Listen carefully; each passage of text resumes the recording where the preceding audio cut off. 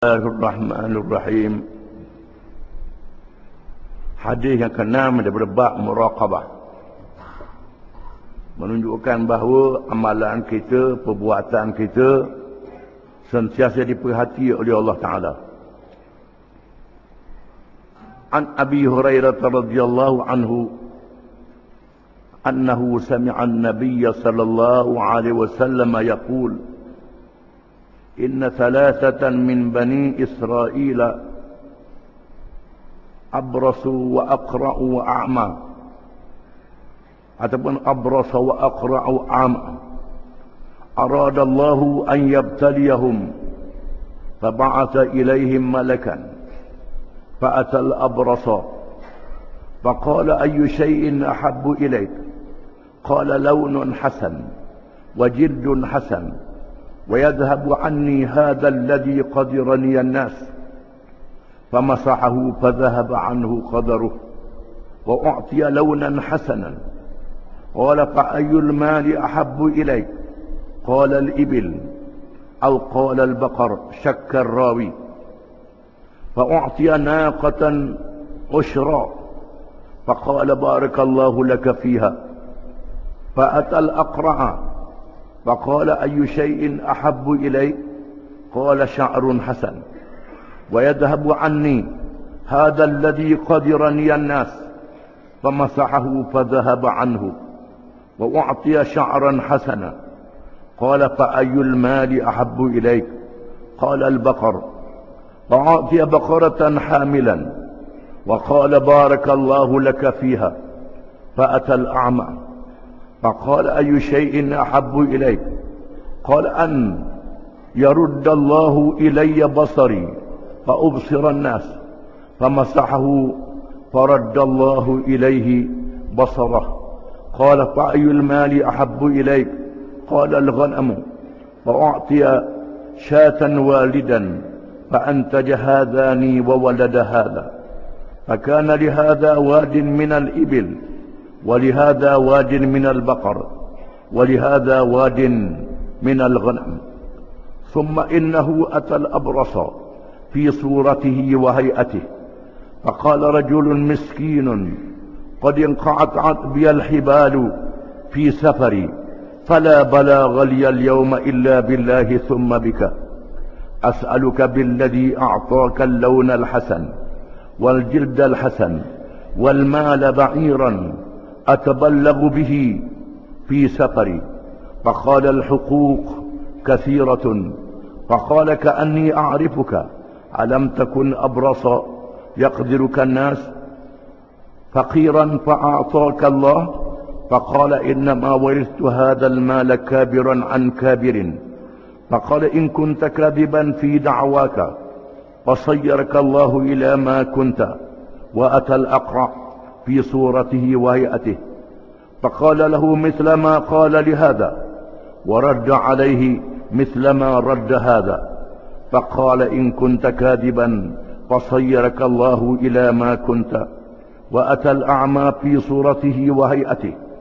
فقال رجل مسكين وابن سبيل انقطعت بي الحبال في سفري فلا بلاغ لي اليوم إلا بالله ثم بك أسألك بالذي رد عليك بصرك شاة أتبلغ بها في سفري فقال قد كنت أعمى فرد الله إلي بصري فخذ ما شئت ودع ما شئت فوالله ما أجهدك اليوم بشيء أخذته لله عز وجل فقال أمسك مالك فإنما ابتليتم فقد رضي الله عنك وسخط عن صاحبيك muttafaqun alaih. Hadis yang panjang ini diriwayatkan oleh Bukhari dan Muslim. Hadis yang sahih selepas Al-Quranul Karim. Cerita yang benar berlaku di kalangan umat zaman dulu. Dari Abi Hurairah radhiyallahu anhu bahawa dia telah mendengar Nabi SAW bersabda, ada 3 orang di kalangan Bani Israel Yang satu dihinggapi penyakit baras, penyakit bala, habis putih tubuh. Dan yang satu lagi gugur rambut, botak kepala. Yang satu lagi buta. Lalu Allah hendak menguji mereka. Maka Allah mengutuskan kepada mereka satu malaikat. Maka malaikat itu datang, yakni dengan bertasyakur merupakan dirinya seorang manusia yang dapat dilihat dan bercakap. Datang menemui yang bala, yang sakit, putih seluruh badan. Lalu dia malaikat berkata, apakah sesuatu yang awak suka? Awak suka apa? Lalu dia menjawab, saya suka warna kulit yang cantik. Warna yang cantik, kulit yang cantik. Allah menghilangkan daripada saya apa yang dijejek oleh orang. Lalu malaikat menyapu badannya dan hilang segala yang dia anggap kotor. Dan dia beri kepadanya warna yang cantik, kulit yang cantik. Kemudian malaikat tanya lagi, apa harta yang awak suka? Paling suka? Katanya unta. Mengikut satu riwayat lain, lembu. Riwayat ini dhaif. Rawi hadis syok, tak berapa ingat unta ke lembu. Yang sahihnya unta. Unta. Lalu diberi kepadanya seekor unta yang bunting. Unta yang bunting. Lalu malaikat itu berkata, Allah memberkatimu pada hartamu. Kemudian dia datang menemui yang botak. Lalu bertanya, apa sesuatu yang awak ingin? Katanya rambut yang cantik. Hilang daripada saya apa yang dipandang jejek oleh orang ramai. Lalu malaikat itu menyapu kepalanya. Hilang daripadanya botak. Dia beri kepadanya tumbuh rambut yang cantik. Serta-merta. Kemudian malaikat tanya, apa harta yang awak suka? Katanya lembu. Lalu diberi kepadanya seekor lembu yang bunting. Dan malaikat berkata, Allah memberkatimu dan memberkati hartamu. Kemudian malaikat itu datang menemui yang buta dan bertanya, apa perkara sesuatu yang awak paling suka? Katanya, Allah mengembalikan penglihatan saya. Saya dapat melihat orang ramai. Lalu orang, yakni malaikat yang berupa orang untuk menyapu. Dan Allah mengembalikan penglihatannya. Lalu dia bertanya, apa harta yang awak suka? Katanya kambing. Kambing. Lalu diberi kepadanya seekor kambing yang bunting. Seekor kambing yang beranak, kambing dan anaknya. Maka yang ini dua yang terdahulu, iaitulah unta dan lembu, membiak. Dan yang ini kambing membiak. Yang ini mempunyai lembah yang penuh dengan unta. Yang ini lembah yang penuh dengan lembu. Dan ini lembah yang penuh dengan kambing. Setelah berlalu beberapa tahun. Maka masa beberapa tahun, unta jadi ramah, lembu jadi ramah, kambing jadi ramah. Yang satu kaya dengan unta, yang satu kaya dengan lembu, yang satu kaya dengan kambing. Kemudian malaikat itu datang menemui yang bala, yang sakit sapok, yang banyak unta tadi. Malaikat datang dengan rupa yang sama dan keadaan yang sama. Rupa macam orang dulu juga yang menemui orang yang bala itu. Dan berkata, saya seorang yang miskin, putus bekalan dalam perjalanan, tidak boleh menyampaikan saya pada hari ini. Malaikat dengan pertolongan Allah dan dengan bantuanmu, saya minta kepadamu saya minta dengan nama Tuhan yang mengembalikan warna yang cantik, kulit yang cantik kepadamu, harta, berikan saya seekor unta. supaya dapat menyampaikan saya dalam perjalanan saya.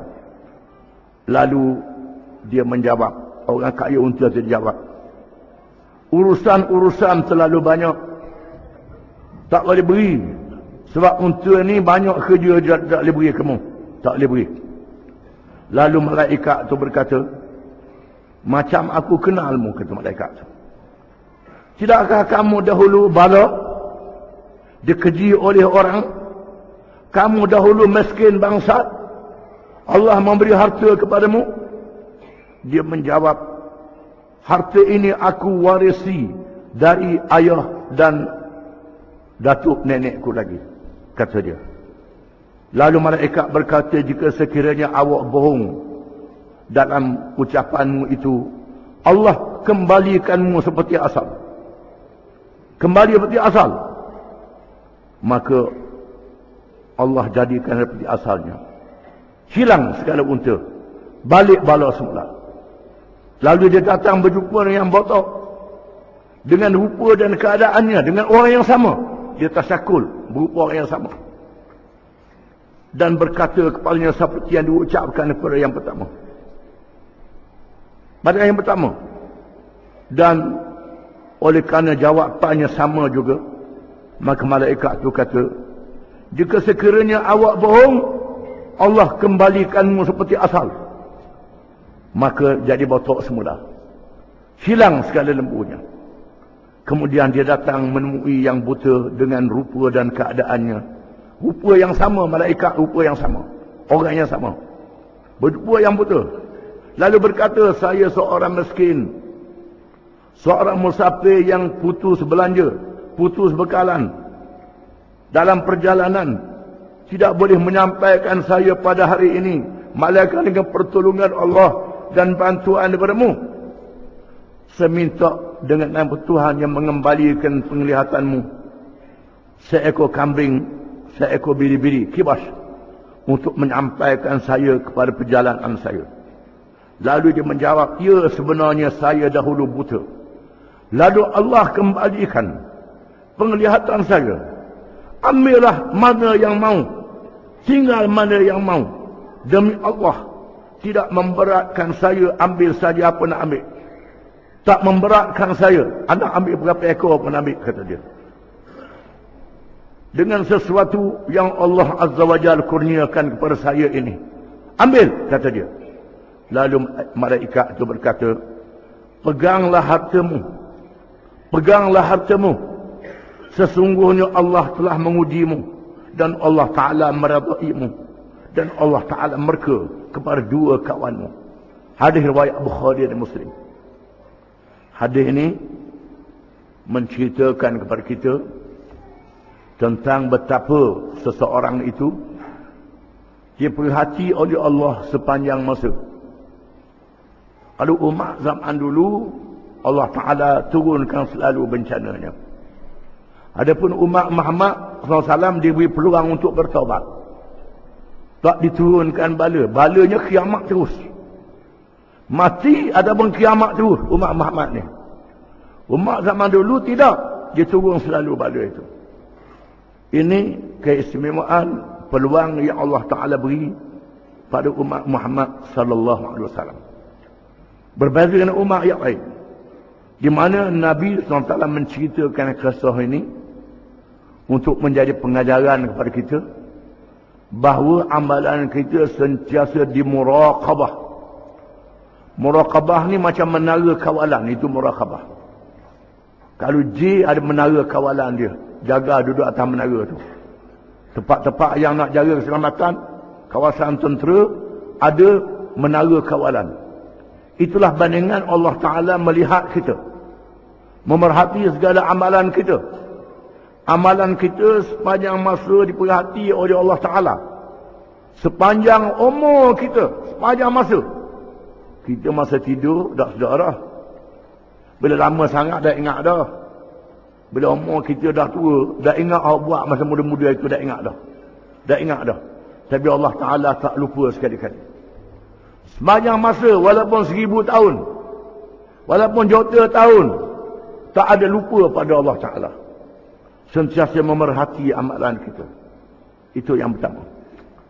Yang kedua, hadis ini menunjukkan kita kena syukur bernikmat Allah. Syukur bernikmat Allah. La in syakartum la azidannakum. Wa la in kafartum fa inna adzabi lasyadid. Kalau kamu syukur, aku tambah pada kamu. Tambah pahala, tambah berkat, tambah kelebihan. Kalau kamu kufur, azabku sangat dahsyat. Walaupun kufur nikmat ni tak jadi kafir i'tiqad, tetapi merka Allah Taala kufur nikmat ini. Allah Taala merka. Dia ada kufur i'tiqad, kufur nikmat. Kufur nikmat ni ringan pada kufur i'tiqad. Walaupun demikian, kita jangan buat main-main. Kufur nikmat dimerkai oleh Allah Taala. Kita lupa nikmat yang Tuhan beri kepada kita. Nikmat panca indera, boleh tengok, boleh dengar, boleh bercakap, boleh makan, rasa sedap dan macam-macam. Kadang-kadang demam, tak sedap mulut nak makan. Allah Ta'ala nak ajar kita jajaran sekali. Nikmat makan. Lapar, lepas tu kenyang. Dahaga, lepas tu minum air. Allah Ta'ala nak ajar kita betapa nikmat Tuhan beri kepada kita. Kadang-kadang manusia lupa pada nikmat ini. Kemudian Allah Ta'ala turunkan hujan subuh, lepas tu kemarau. Kemarau, bila kemarau mulalah nak sembahyang minta hujan. Mula sembahyang hajat, mula doa. Bila air tak ada, bila subuh balik, lupa pada Allah Ta'ala. Ini perangai manusia. Bila pergi ke laut, bot tergelang, motor tergelang, perahu tergelang, berenang, masa itu ingat Tuhan. Ingat Tuhan, minta doa sungguh-sungguh. Lepas tu orang selamat, naik atas darat. Lepas 2-3 minggu lupa dah. Tak sembahyang balik. Ini perangai manusia. Kufur bernikmat. Jadi hadis ini mengajar kita jangan kufur terhadap nikmat yang diberi oleh Allah Subhanahu wa taala. Wallahu a'lam.